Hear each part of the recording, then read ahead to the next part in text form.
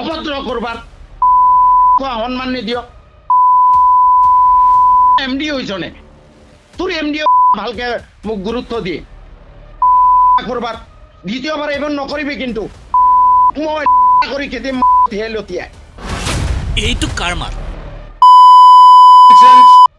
শুনিছ নাই মই কি কৈছো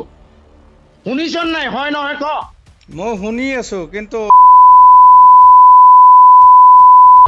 এই অভদ্ৰটো কোন আচ্ছা কিয় কাৰণে অপমান কৰ মোক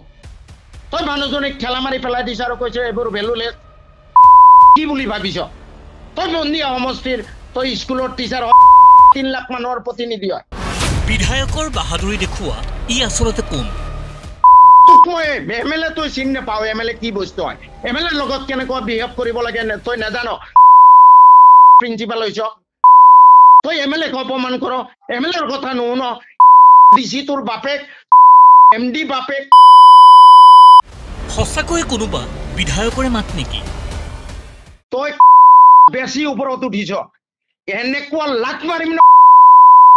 এমএলএৰ পাৱাৰ তই গম পোৱা নাই প্ৰিন্সিপাল হৈ তই কি হৈ গৈছ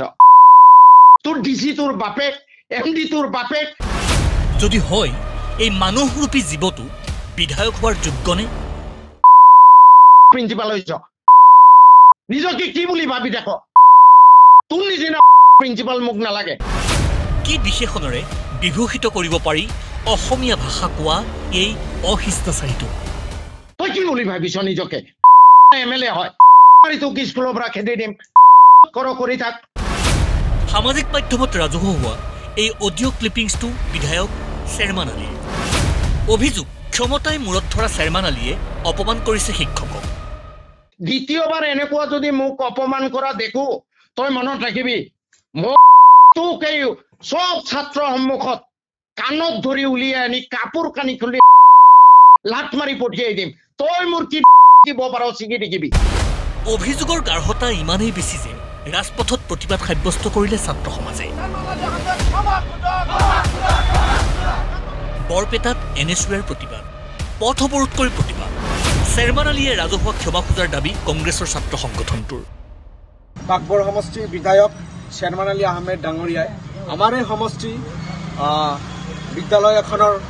অধ্যক্ষক যি বেয়া ভাষাৰে গালিগালাজ পাৰিছে তাৰ আমি তীব্ৰ প্ৰতিবাদ সাব্যস্ত কৰিছোঁ এয়া কেতিয়াও গ্ৰহণযোগ্য নহয় শিক্ষক সমাজক তেখেতে অপমান কৰিছে সভ্য সমাজক কলংকিত কৰা এই কথাখিনি চেৰমান আলীৰ হয়নে চেৰমান আলী সঁচাকৈয়ে ইমান অভদ্ৰ নিকৃষ্টনে এতিয়া চেৰমান আলীৰ প্ৰতিক্ৰিয়া মই তেনেকুৱা কোনো অশ্লীল শব্দ প্ৰয়োগ কৰা নাই এইটো মোৰ শব্দই নহয় মোৰ ভয়েছটো এইটো মোৰ ভয়েছ নহয়